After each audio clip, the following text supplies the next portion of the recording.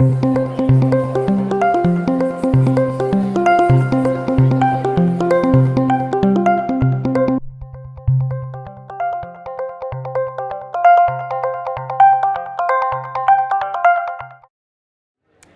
name's Harriet.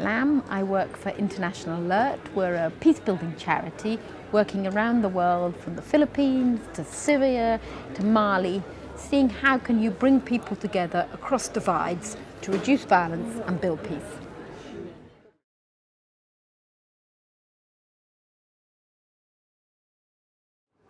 Well, the new UN frameworks offer exactly that, a focus of the world's attention on the absolute importance that we work together better to reduce violence and to build peace. So they give focus and attention in the international community to the burning issues of the day. The trick now is how we take them out of the halls of the United Nations and onto the villages of Syria and the cities of Africa, and to really make them live and breathe so that they're actually making a difference to people's lives.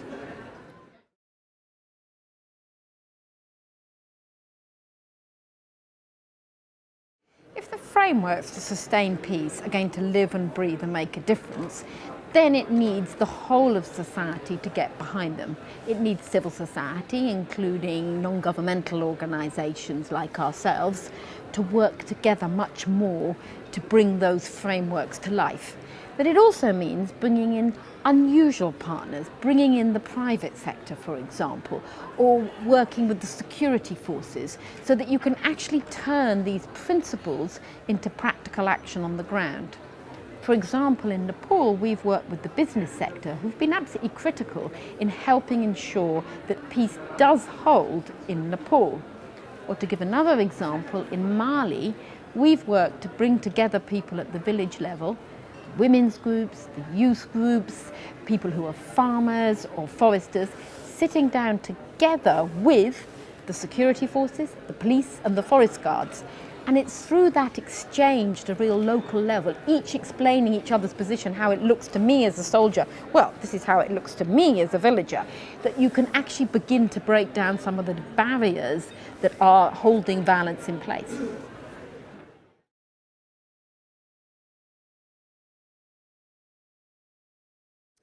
Well, honestly, I think as civil society and governments, also here in Europe, we need to get much better at working together in partnership. We've really got to take our work to another whole scale if we're going to turn the UN principles into direct action to reduce violence and build peace. We need, for example, to think about how we can better engage the public, whether it's here in Germany or whether it's in Britain, about what does peace building mean? What does it mean to intervene, to help prevent violence, and how we can get much better at that. And that's why I really welcome this conference at FriEnt as giving us the opportunity to really think together and challenge ourselves about how we can get better at putting the case for peace building and showing to the public that peace building actually is effective, that it's cost effective, and indeed telling politicians that it's popular and it has the backing of the public. But that means we've got a lot of work to do ourselves to get better at partnerships.